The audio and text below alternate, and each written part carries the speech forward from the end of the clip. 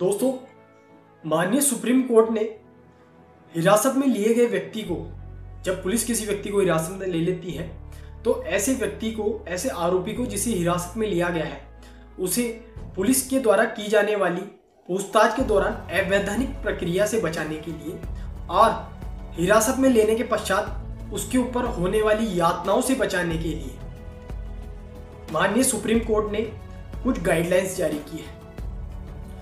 Supreme court की guidelines के अनुसार हमारे देश के प्रत्येक राज्य को अपने पुलिस स्टेशंस में सीसीटीवी कैमरा लगवाना अनिवार्य है, ताकि किसी भी आरोपी से पूछताछ के समय ऐसी पूछताछ को या ऐसी पूछताछ के समय लिए गए एविडेंस को और पूछताछ में पारदर्शिता बनाई जा सके। दोस्तों, माननीय सुप्रीम कोर्ट द्वारा यह निर्देश एक एसएलपी याचिका यानी कि स्पेशल लीव पिटीशन, जो कि परमवीर सिंह सैनी द्वारा सुप्रीम कोर्ट में दायर की गई थी, उसका निर्णय करते हुए निर्देश दिए हैं कि प्रत्येक राज्य में सीसीटीवी, प्रत्येक राज्य के पुलिस स्टेशन में सीसीटीवी कैमरे लगाए जाएंगे, क्योंकि इस मामले के अंदर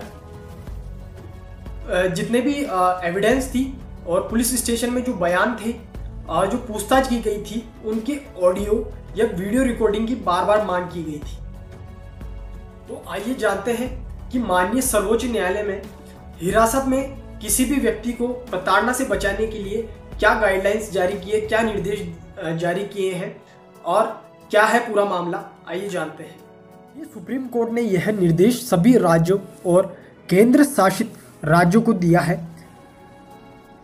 न्यायमूर्ति आरएफ नरीमन की अगुवाई वाली पीठ ने कहा है कि इन निर्देशों को अक्षरशः जल्द से जल्द लागू किया जाए। सुप्रीम कोर्ट ने कहा है कि राज्य और केंद्र शासित प्रदेश सरकारों को यह सुनिश्चित करना चाहिए कि उनके अधीन कार्य करने वाले प्रत्येक पुलिस स्टेशन में सीसीटीवी कैमरे स्थापित हो। इस हेतु अदालत ने कहा है कि राज्य और जिला स्तरों पर निगरानी समितियों का गठन किया जाना चाहिए। सुप्रीम कोर्ट ने राज्य को इस दिशा निर्देश का पालन करने के लिए अधिकतम 6 महीने की समय सीमा निर्धारित करने को कहा है। कोर्ट ने कहा है कि व्यक्ति का अधिकार है कि उसके मानवाधिकारों की रक्षा हो। दोस्तों, पुलिस स्टेशन के अतिरिक्त किन केंद्र एजेंसियों के कार्यालयों में भी सीसीटीवी लगाने के दिशा निर्देश दिए हैं माननीय सर्वोच्च न्यायालय ने। सबसे पहले केंद्रीय जांच ब्यूरो यानी कि CBI, central bureau of investigation, राष्ट्रीय जांच agency NIA, national investigation agency, प्रवर्तन निदेशालय ED, the directorate of enforcement, narcotics नियंत्रण bureau NCB, the narcotics control bureau, राजस्व खुफिया विभाग DRI, directorate of revenue intelligence, गंभीर धोखाधड़ी जांच कार्यालय SFIO, the serious fraud investigation office.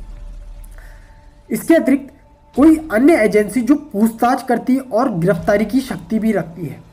इन सभी एजेंसियों के कार्यालयों में जहां किसी अभियुक्त अथवा आरोपी को पुलिस स्टेशन के भांति ही गिरफ्तार एवं पकड़ करके रखा जाता है एवं जहां उनसे पूछताछ होती है, वहां सीसीटीवी अनिवार्य रूप से लगाया जाए। तो दोस्तों, अब बात करते हैं कि माननीय सर्वोच्च न्यायालय ने, सुप्रीम कोर्ट ने की पीठ ने जो सीसीटीवी लगाने के निर्देश दिए हैं, वे निर्देश असल में है क्या और उनका विस्तार किस सीमा तक है। तो सबसे पहला बिंदु, यह सुनिश्चित करने के लिए कि किसी पुलिस स्टेशन का कोई हिस्सा खुला न बचे, यह तय करना अनिवार्य है कि सभी प्रवेश और निकास बिंदुओं पर सीसीटीवी कैमरे लगे हों।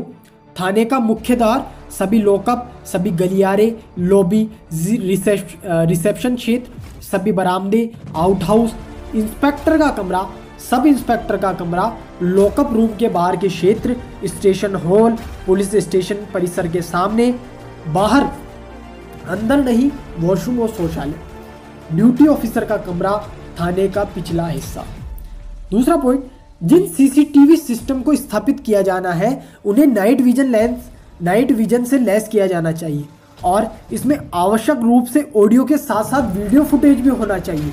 जिन क्षेत्रों में या तो बिजली और या इंटरनेट नहीं है, यह राज्य या केंद्र शासित प्रदेशों का कर्तव्य होगा कि वे सौर या पवन ऊर्जा सहित बिजली प्रदान करने के किसी भी तरीके का उपयोग शीघ्रता से करें। प्रदान की जाने वाली इंटरनेट प्रणालियां भी ऐसी प्रणालियां होनी चाहिए जो स्पष्ट इमेज रिजोल्यूशन और ऑडियो प्रदान करती है। तीसरा बिंदु, सीसीटीवी कैमरा फुटेज का स्टोरेज जो डिजिटल वीडियो रिकॉर्डर और या नेटवर्क वीडियो रिकॉर्डर में किया जा सकता है, ऐसा हो। फिर सीसीटीवी कैमरे को ऐसे रिकॉर्डिंग सिस्टम के साथ इंस्टॉल किया जाना चाहिए ताकि जो डेटा स्टोर किया गया है वह 18 महीने की अवधि के लिए संरक्षित रहे। चौथा बिंदु, सीसीटीवी के कार्य, रखरखाव और रिकॉर्डिंग के लिए कर्तव्य और जिम्मेदारी संबंधित थाने के एसएचओ की होगी। एसएचओ का यह कर्तव्य और दायित्व होगा कि वह डीएलओसी को उपकरण सीसीटीवी की खराबी के बारे में तुरंत रिपोर्ट करेगा। एसएचओ को सीसीटीवी डेटा रखरखाव, डेटा बैकअप, गलती सुधार आदि के लिए भी जिम्मेदार बनाया जाना चाहिए। शफी मोहम्मद बनाम हिमाचल प्रदेश 2018 का ये मामला है दोस्तों। इसमें भी सर्वोच्च न्यायालय ने निर्देश दिया था कि जांच में वीडियोग्राफी शुरू करने के लिए कदम उठाने जाने चाहिए। विशेष रूप से जो क्राइम सीन होता है उसकी भी वीडियो रिकॉर्डिंग होनी चाहिए। कोर्ट ने यह निर्देश दिया था कि मानवाधिकारों के दुरुपयोग की जांच के लिए सभी पुलिस थानों में साथ में जेलों में भी सीसीटीवी कैमरे लगाए जाए। सर्वोच्च न्यायालय ने निर्देश भारत के संविधान के अनुच्छेद 21 जो कि किसी भी व्यक्ति को विधि द्वारा स्थापित प्रक्रिया के अतिरिक्त उसके जीवन और व्यक्तिगत स्वतंत्रता के अधिकार से वंचित नहीं किया जा सकता है के बारे में बात करता है के तहत गारंटीकृत भारत के प्रत्येक नागरिक के मौलिक अधिकारों को सुरक्षित रखने के लिए दिए हैं। दोस्तों, किसी भी प्रकार की लीगल कार्यवाही करने से पहले एक अच्छे वकील से सलाह जरूर ले, एडवाइस ले, डिस्कस करें उनसे। ये मेरी पर्सनल राय आपको हमेशा होती है।